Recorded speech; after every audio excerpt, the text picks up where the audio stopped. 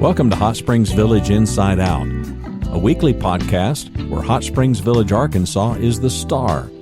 Join me, Randy Cantrell, and my co-host Dennis Simpson as we discuss the history, facts, people, places, events, lots more surrounding Hot Springs Village, Arkansas. Visit the website at hotspringsvillageinsideout.com.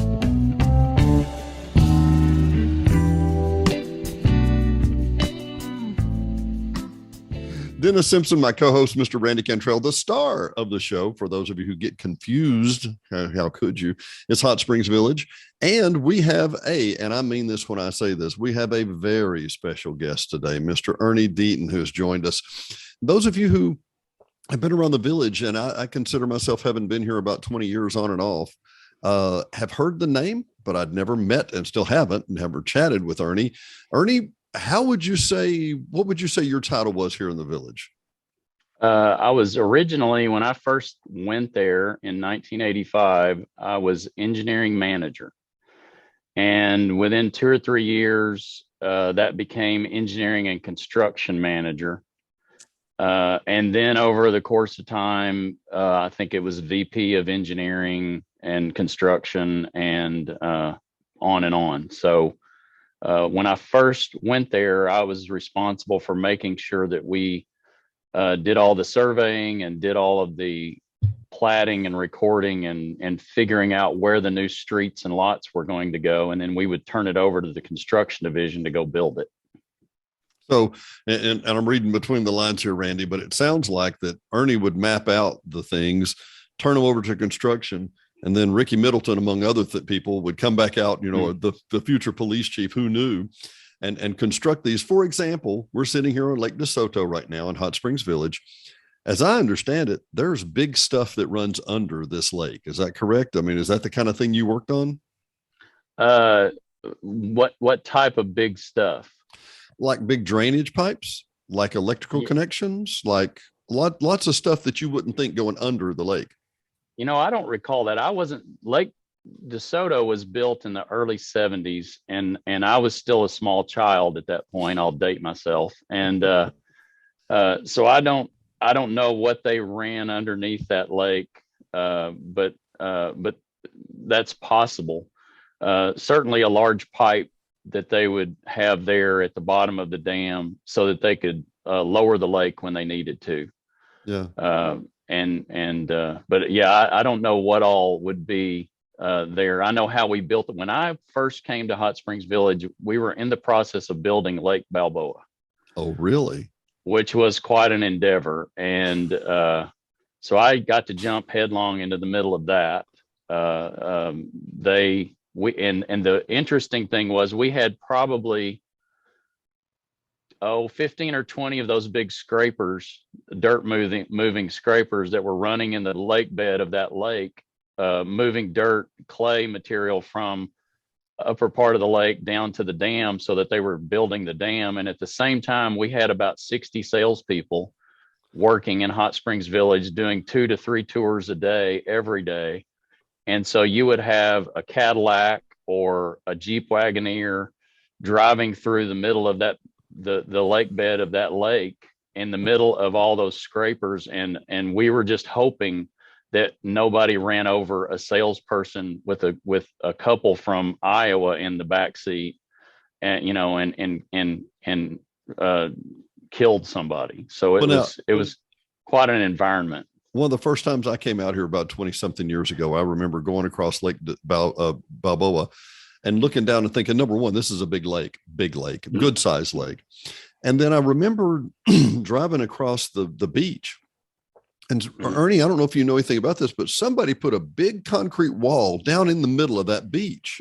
Now, why would somebody because you can still walk it today. It's like a little sidewalk. Tell me about that kind of thing. I'm dying to know some of these nerd details. It's just a sidewalk. No, that is part of the dam. That concrete walkway, if you will, is actually part of the secondary spillway for Lake Balboa. The primary spillway is down at the very end of the beach.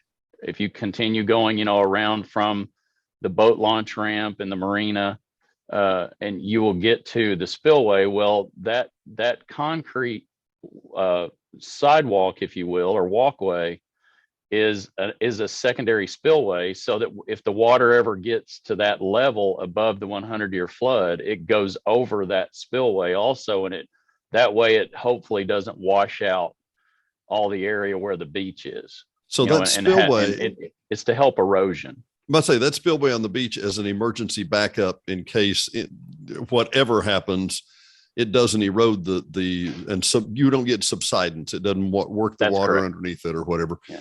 Amazing. Yeah. I can imagine because I'm trying to grasp what this whole engineering thing is like.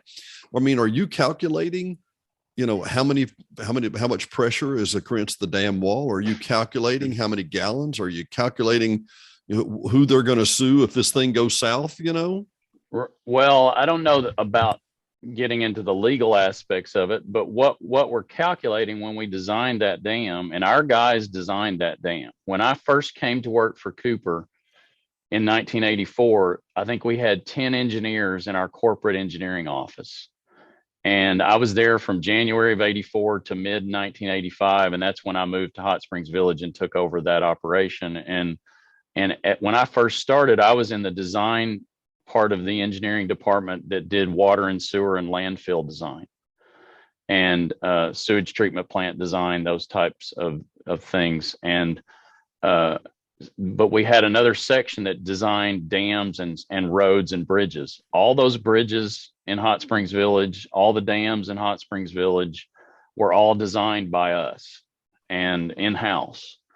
And so those guys designed that dam. We were talking before we started the camera about Hot Springs Village being the largest gated community in I guess you're saying in the world. I knew it was in the United States. I didn't know about the entire world, but that dam at one time was the largest privately owned reservoir in the United States. It was the largest that had been built with private money, not government money. And that dam is about 90 feet tall at the tallest point. And that entire spillway structure, that dam and that spillway structure and all from one end to the other is almost a mile long. Anyway, we're not really getting into the legal aspects of it, but the way that we design the length of those spillways is we're trying to minimize the elevation of the 100-year flood event. So if you get a flood that occurs once in 100 years, we're trying to design that spillway to be long enough that it will release enough water so that water doesn't back up very high and onto lots, because we don't want a 100-year flood to go up, 8 or 10 feet onto people's lots when, and in fact, I believe the elevation of the 100-year flood on Balboa was about 2.7 feet above the normal elevation of the lake. So it's not a huge rise onto people's property. Take us back to 1985. So mid 1985, you come to the village, and you're partly large and in charge. Give me an idea of the scope and the scale, and give me some sense of the village mid 1985. So where we were at that point in time is we had basically developed to about where the Woodlands Auditorium is now located. Where that county road, Danville Road, goes through the village, and that's where we were. And so my very first assignment was to go out and walk the center line of streets that had been staked by our surveyors to build new lots. And the first year that I was there, we built 2,000 new lots. 2,000. 2,000. And our salespeople sold 2,000 new lots that next year. We were selling 2,000 lots a year in Hot Springs Village. We were touring. So that's right there at Balboa Road. Mm-hmm. So that's Saldana, Sassadon, that kind of stuff. And here's the funny thing about pronouncing these subdivision names in Hot Springs Village. There's a guy named David Whitlow that used to work for the POA. He was a public works guy. And David went and took a Spanish course at Garland County Community College so he would learn how to pronounce all of these Spanish names.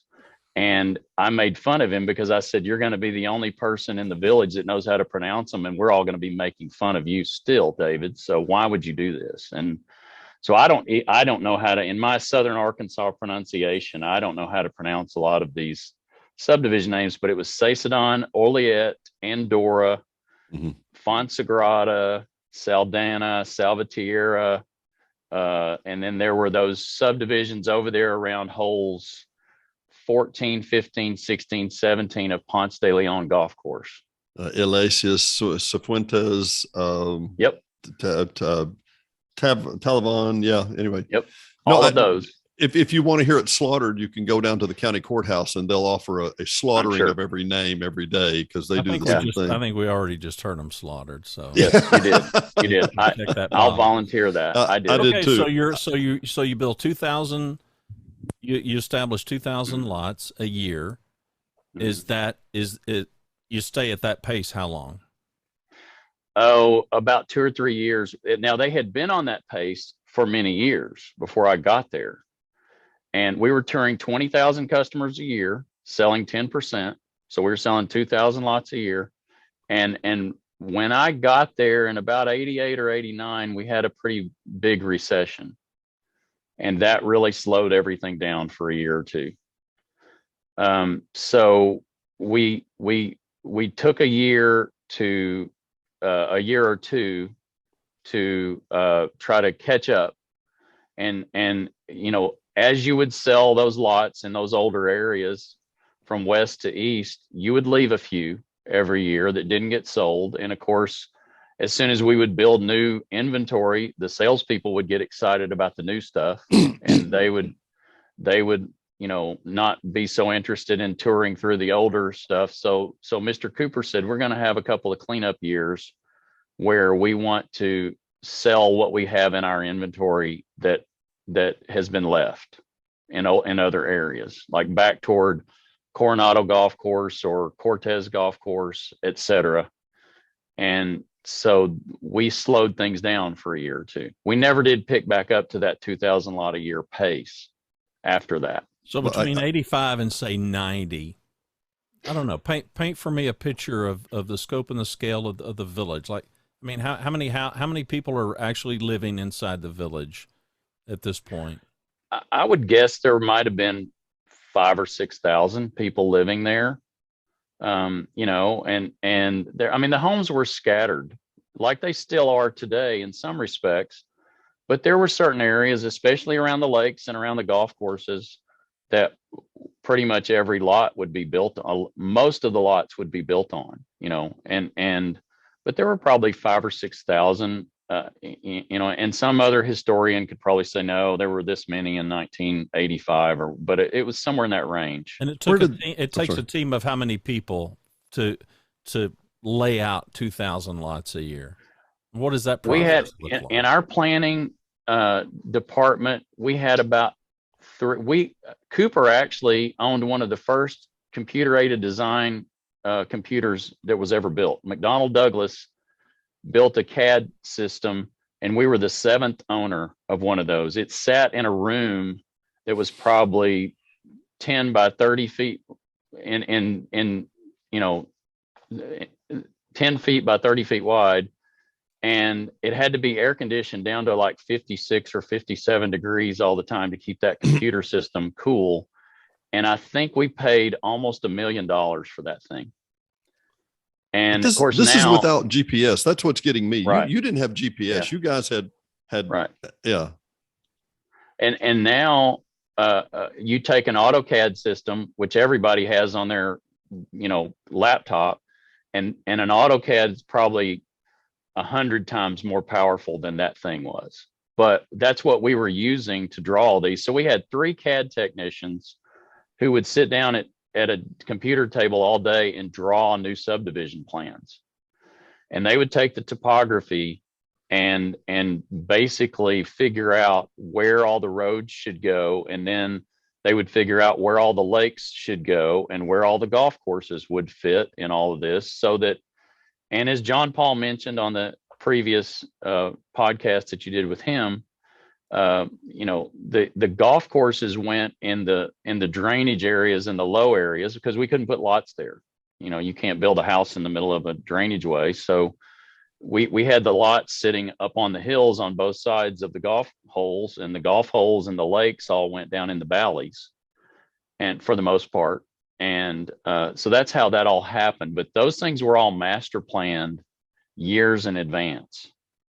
And I think, as I had told you, when I started doing other communities, looking at other communities across the southeastern United States, we got to the point where we were advanced enough that the first time I ever showed up on a piece of property in Georgia or Florida or any of those states down in the southeast, I would know where the 12th green of the second golf course was going to go the first time I showed up there, and I had a GPS in my hand that would tell me where it was at.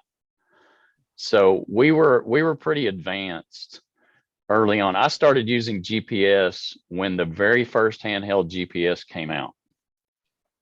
And now I have a GPS I used Monday, actually, in a community we're building outside of Kansas City to figure out where a new subdivision street was going to be built. And I was just walking with that GPS in my hand, and the accuracy of that thing was probably 5 or 6 feet.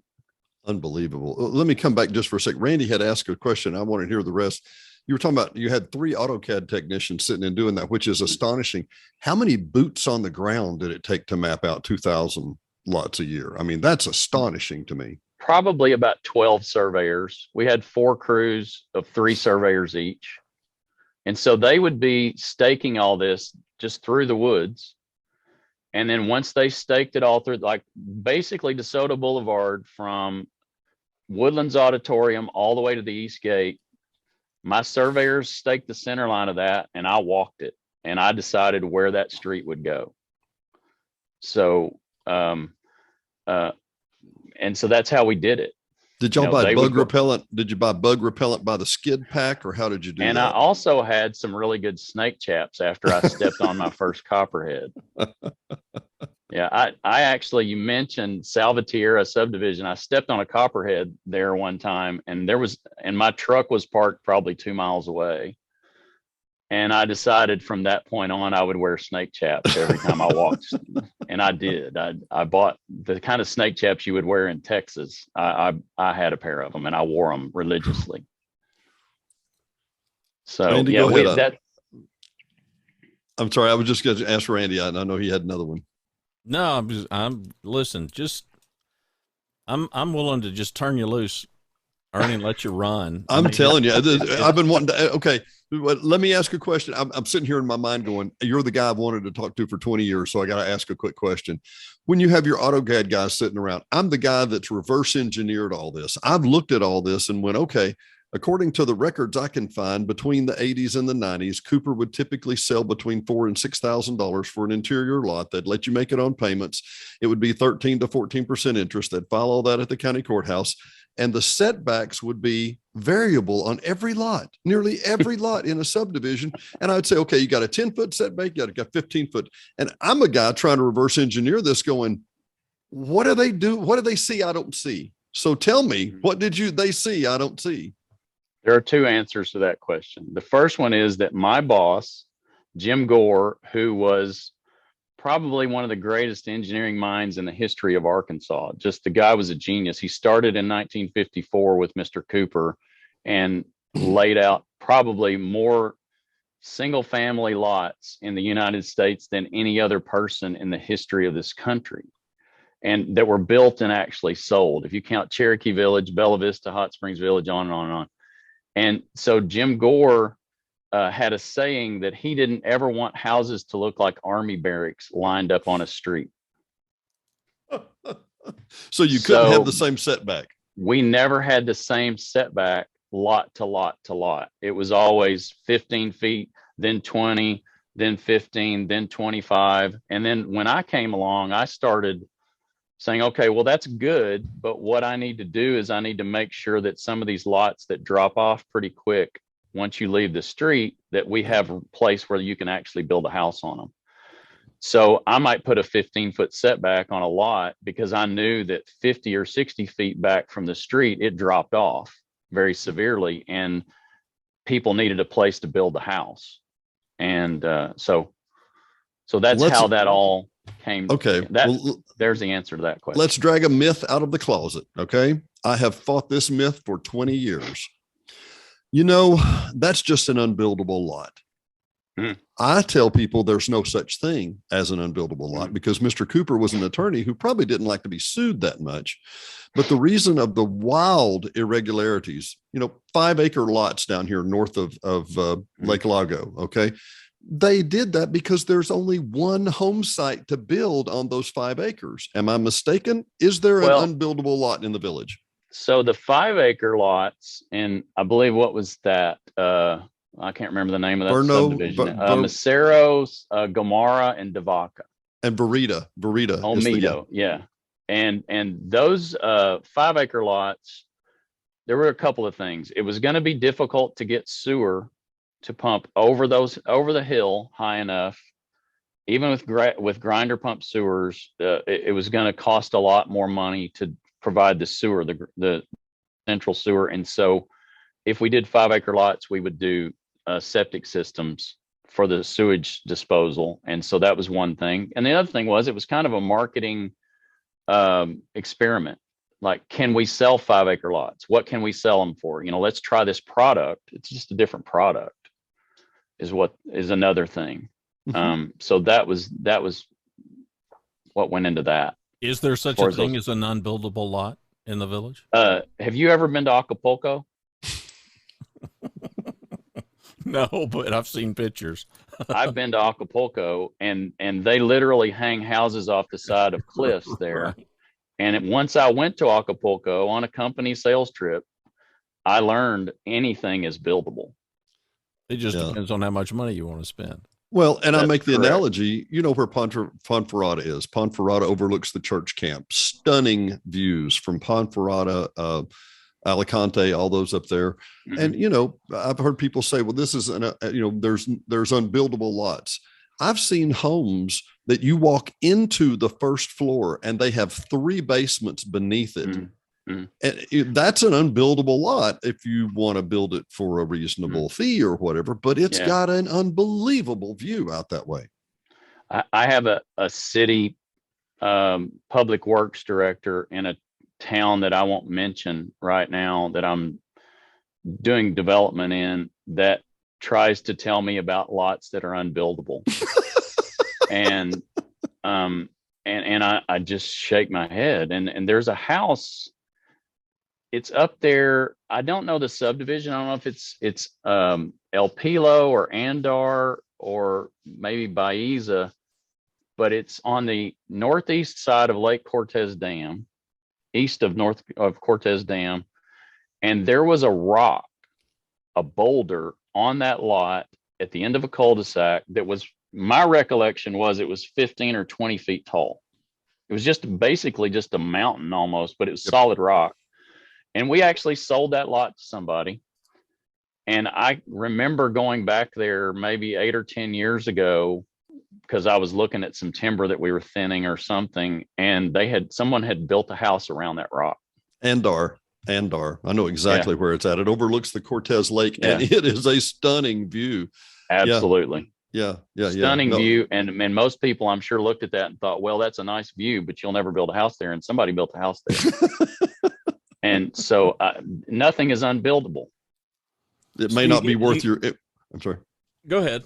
No, I mean, it may not be cost effective, but it's buildable. So you get there in mid 85. And at what point do you have your first, man alive, what have I got myself in at the moment? And what was it? Back in those days, man, I was having a good time.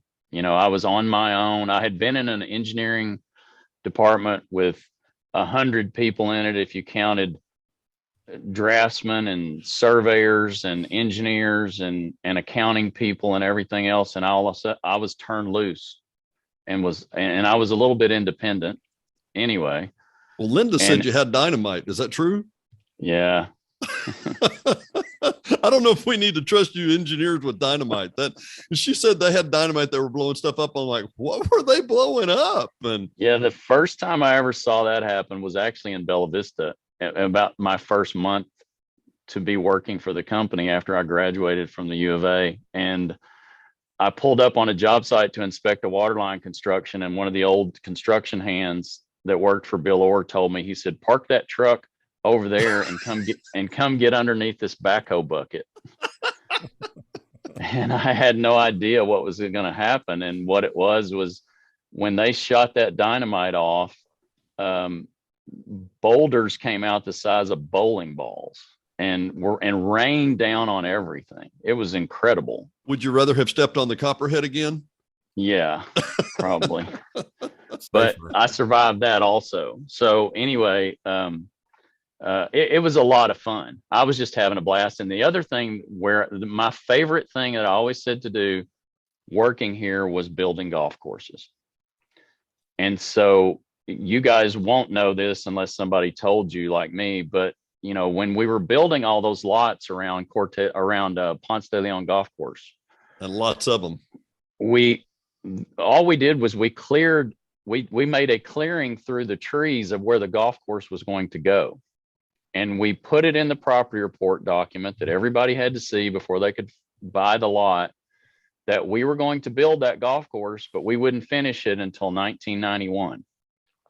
And we were selling the lots in there in 1985, 86, 87.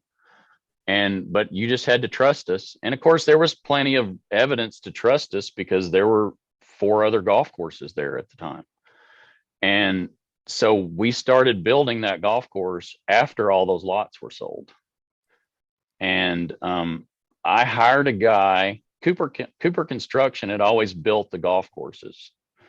And I love to play golf. I won the Arkansas State High School Championship when I was a sophomore. And so I was a golfer. I played golf in college. And so that was my favorite thing. It was like, oh my gosh, I can, you know, get to play golf and get to build golf courses. I can decide where the trees are and where the fairways go and where there's bunkers tucked here or there or whatever. And so, you know, we used Tom Clark out of Maryland to design the golf courses, but I certainly got to help him.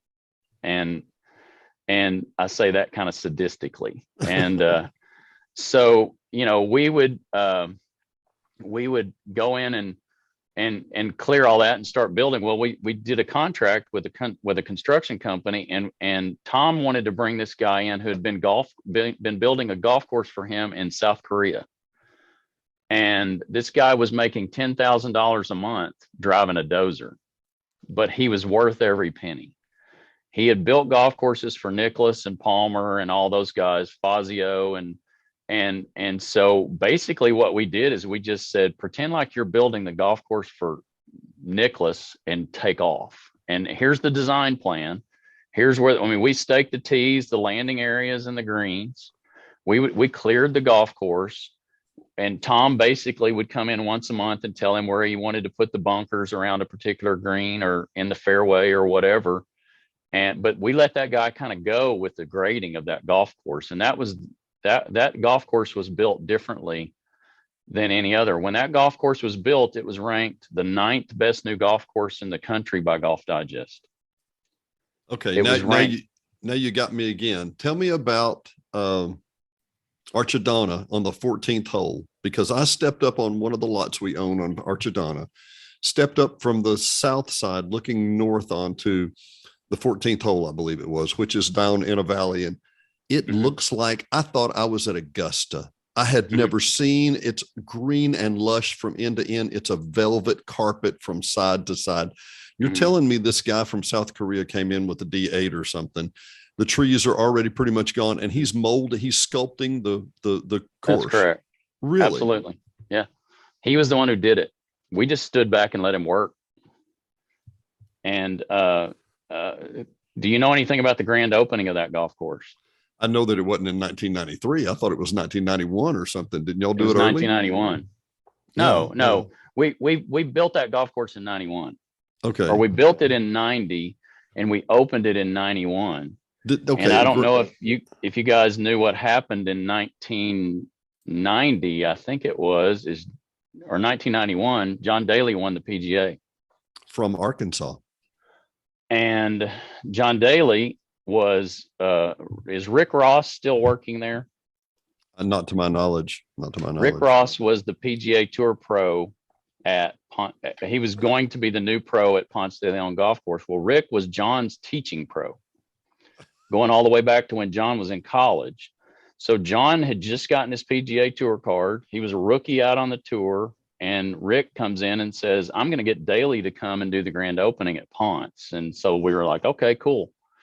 We all knew him. I'd played golf against him in college or in the amateur ranks on what we call the Arkansas Amateur Tour. And so I knew him, and he's 4 or 5 years younger than me, but I'd been around him quite a bit. And so we all knew, good, get him to come in. That'll be cool to have a PGA Tour player do the grand opening at Ponce. And what we didn't all know is that he was going to win the PGA Championship 3 weeks before we opened. And so when he did, we had a meeting the next day on Monday. Rick went up there and was with him when he won, and came back, and we had a meeting the next day, and we all said, well, I guess this deal's off, because Daly was the most famous golfer on the planet at that point. Yeah. And Rick said, he's coming. From Dardanelle, Arkansas. Yeah. Well, he lived in Memphis at the time. Oh, did he? And so sure enough, we set up, we rented buses from Jesseville High School. We paid the drivers of the buses. Everybody parked the cars over there over at Balboa Beach. And we bussed in people in the pouring down rain to watch Daly do the grand opening at Ponce. Really? And there were probably, I think they estimated 10,000 people. 10,000 people. It was crawling with people. Twice the population relatively at that time. Pouring down rain and crawling with people.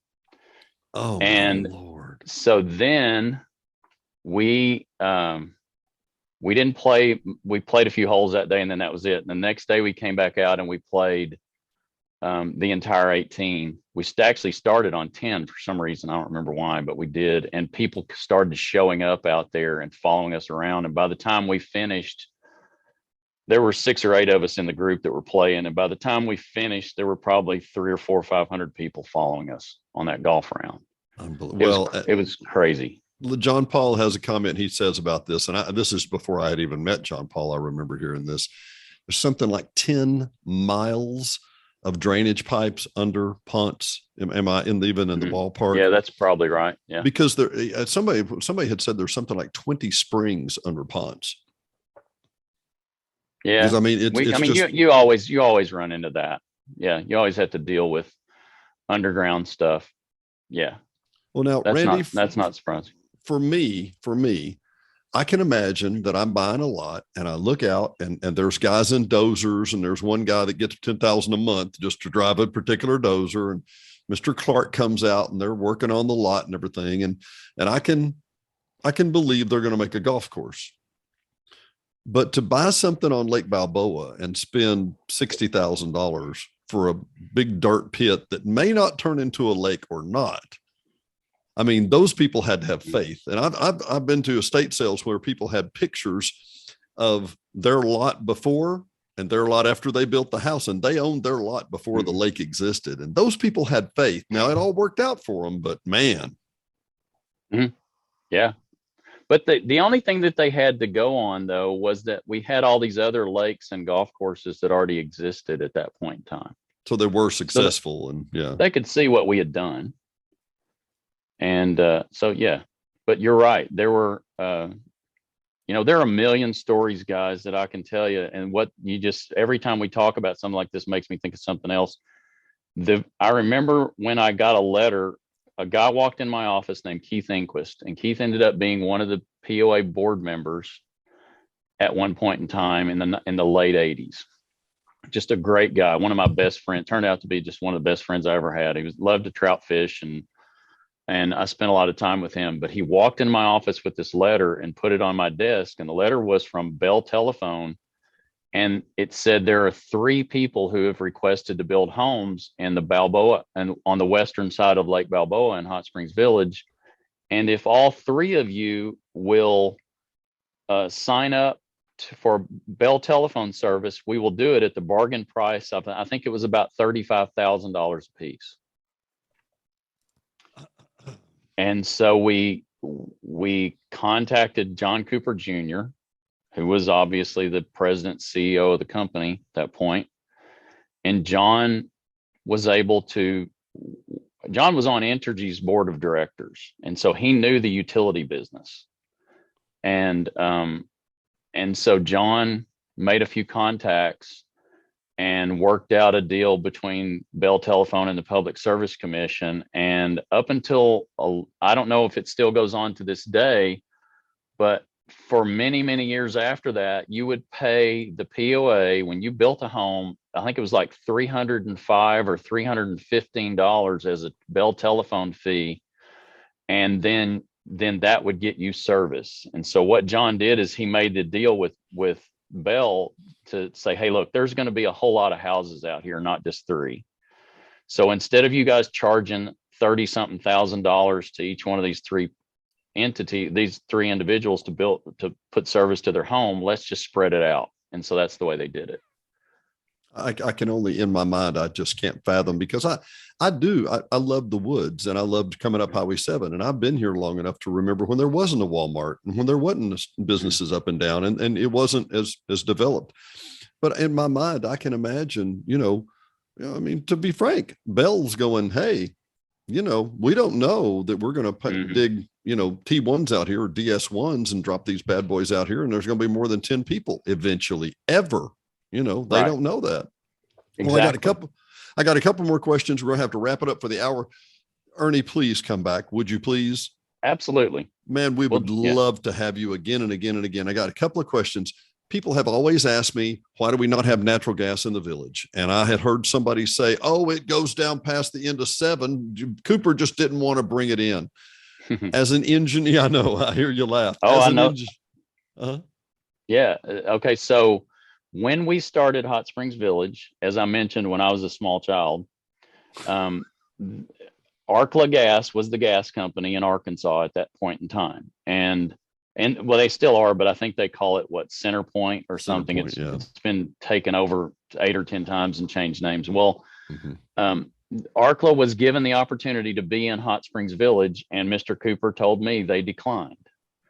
In about 1986 or 1987, a guy from Arkla Gas walked into my office at the front gate at our office on Highway 7 and said, I'm here from Arkla Gas, and we want to serve Hot Springs Village. And so I said, that's great. So I contacted Mr. Cooper and said, hey, what do you think about this? He said, they turned it down once before, but we'll give them sure, if they want to, we'll give them the easements and let them do it.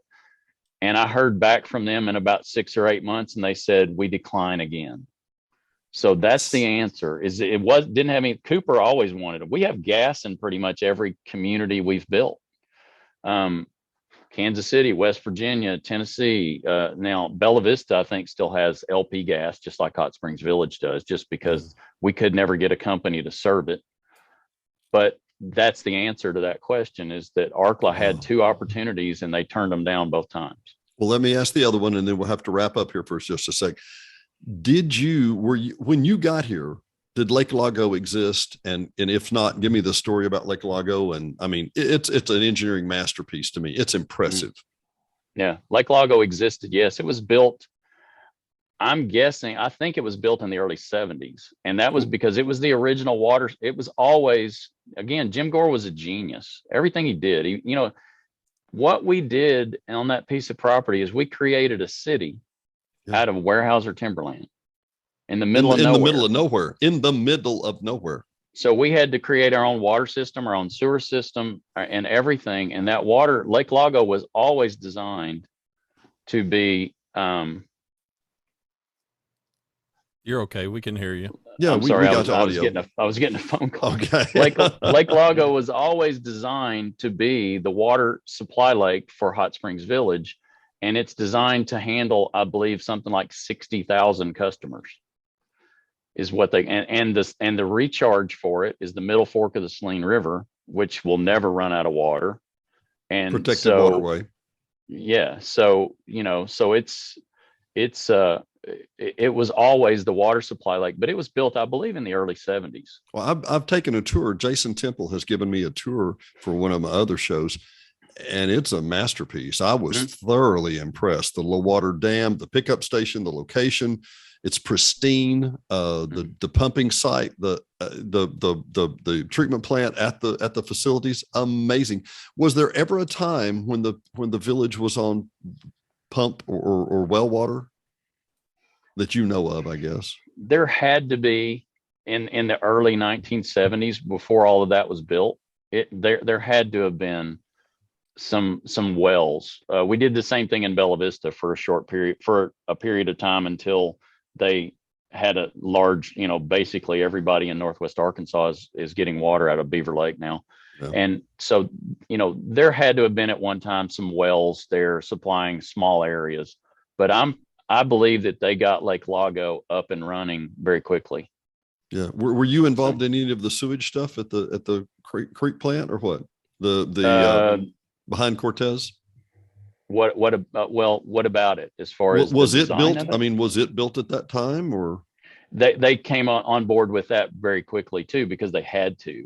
That was the original sewage treatment plant for Hot Springs Village, and yes, that was all.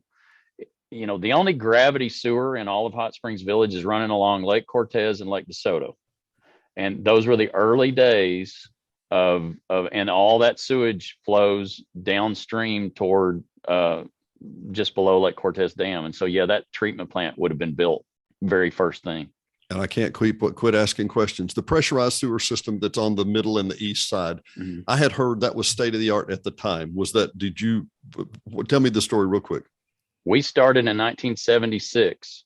We being David Thrasher and some guys that I worked for when I first came to work at Cooper, had designed that system, and it was state of the art. Nobody did that in the mid 1970s. Cooper Communities was one of the first developers to ever do pressure sewer anywhere. I mean, a lot of people have done everybody done gravity sewer and pump stations periodically, but nobody had put a pump on every single lot in any scale at all until Cooper came along. And Hot Springs Village to this day is probably as much, there are probably more grinder pump type central pumps like that than there are anywhere in the country.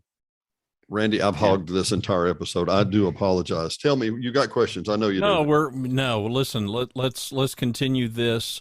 Can't thank you enough for being on here. Give us a thumbnail version of you personally, so we know where you went to school. You played golf, but where did you grow up? And give us a recap of that real quickly, and then we'll say goodbye. My dad worked for Arkansas Power and Light, which became Entergy, and he bounced all over the state of Arkansas in that career. And so I bounced all over the state of Arkansas with him.